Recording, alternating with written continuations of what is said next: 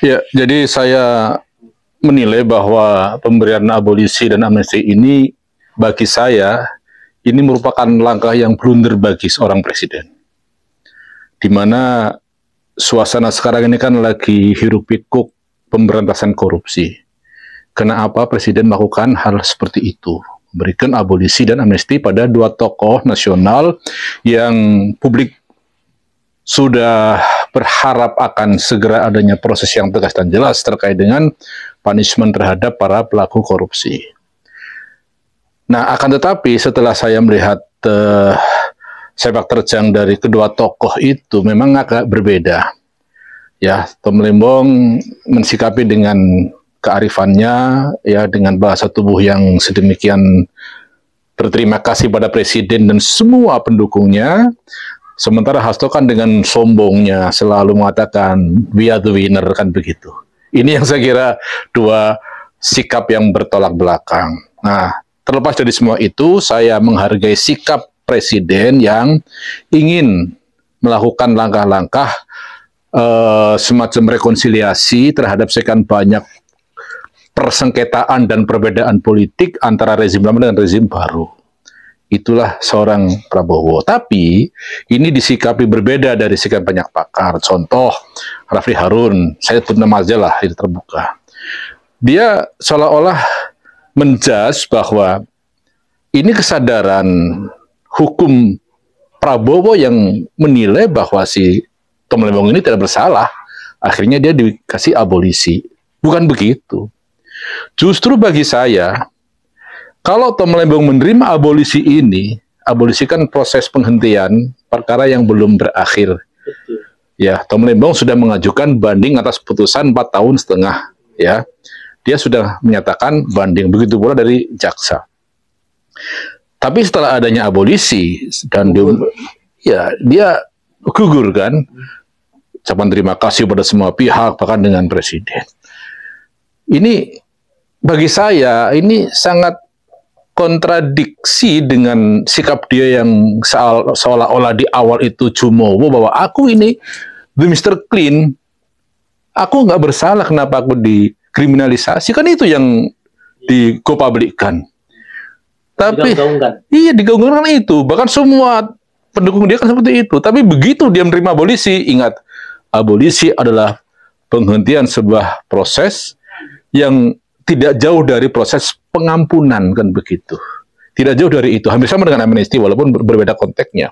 Tapi abolisi jelas sebagai justifikasi ya atas sebuah proses hukum yang dilakukan secara politis oleh presiden atas persetujuan DPR, dan itu menjadi satu pembenar akan apa yang dituduhkan oleh jaksa penuntut umum maupun oleh KPK atas diri Tom Lembong. Nah, kalau dia merasa bersih, ya tolak abolisi, proses hukum berlanjut, ajukan banding, kalah kasasi, terus sampai PK terus.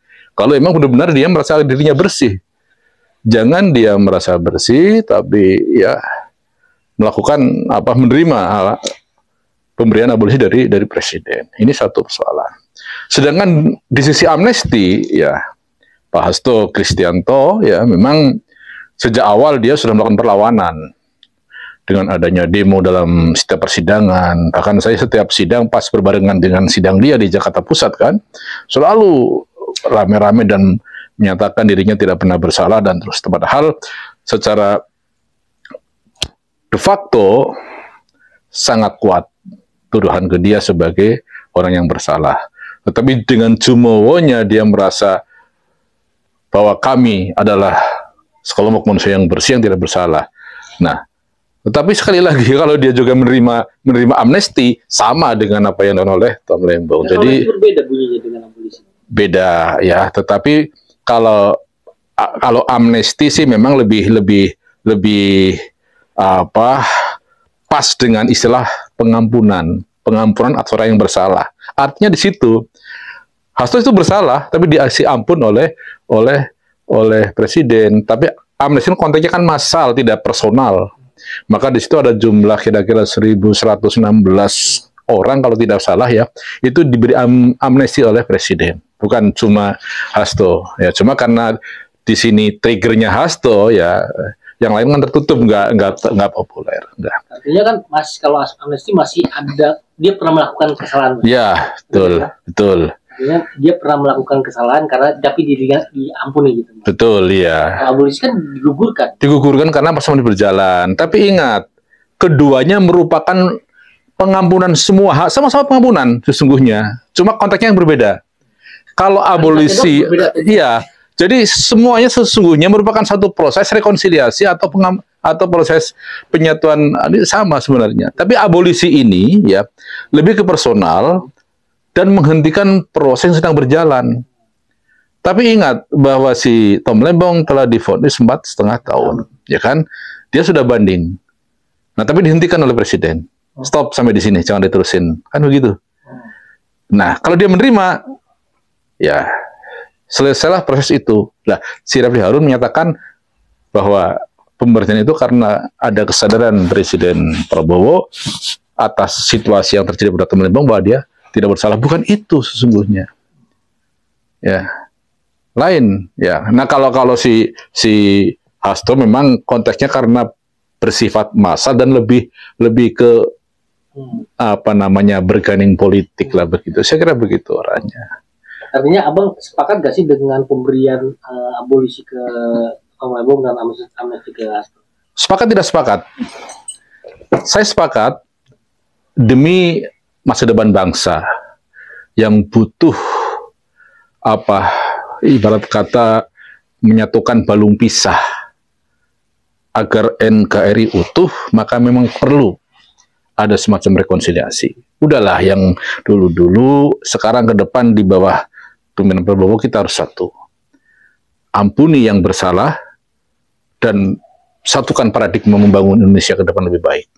Ini saya sepakat dalam konteks ini. Ya. Tapi ada satu yang dikorbankan. Apa? Semangat masyarakat yang menggelorakan berantas korupsi, habisin koruptor, bahkan hak miskinkan koruptor. Ini yang gagal nih dari sisi ini. Jadi semangat memberantas korupsi di sini mengalami degradasi. Nah, dari sisi inilah saya kurang sepakat. Tetapi demi keutuhan NKRI, saya anggap ada nilai positifnya.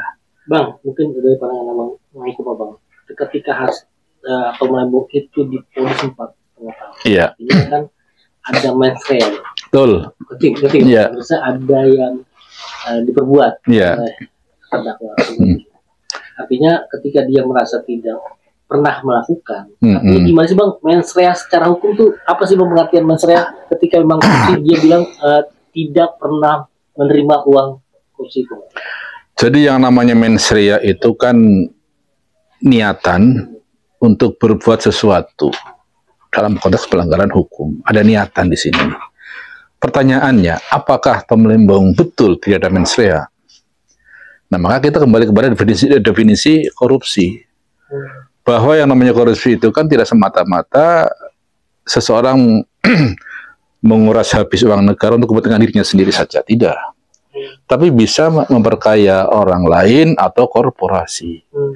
Nah, dalam konteks ini sebagai Menteri Perdagangan, ya, Tom Lembong ini adalah komandan di departemennya.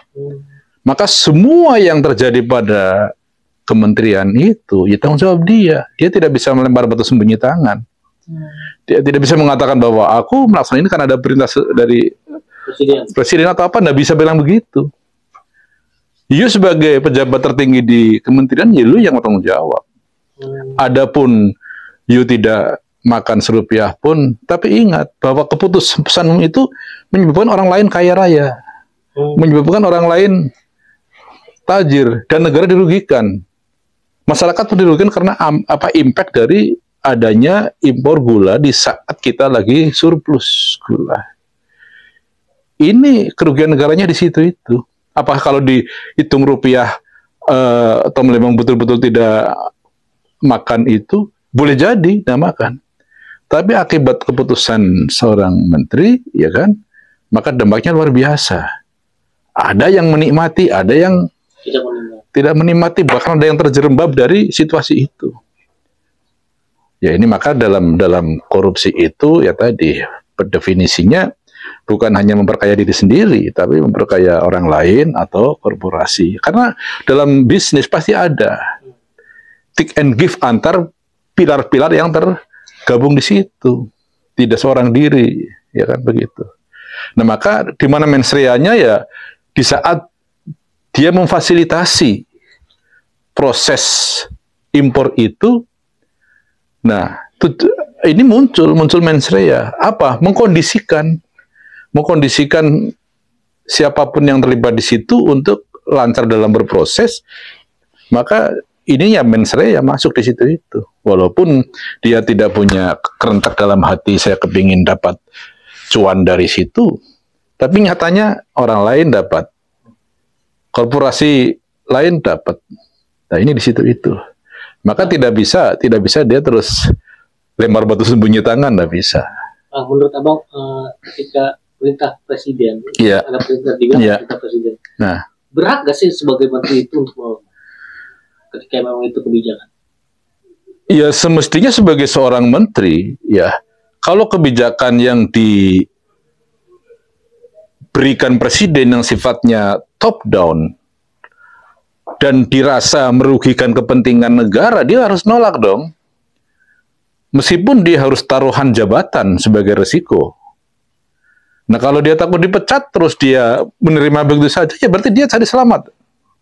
Ya kan begitu? Wah, yang penting aku selamat dah, apapun kebijakan presiden, walaupun nggak senafas dengan jiwa saya, walaupun bukan rakyat, aku terima aja.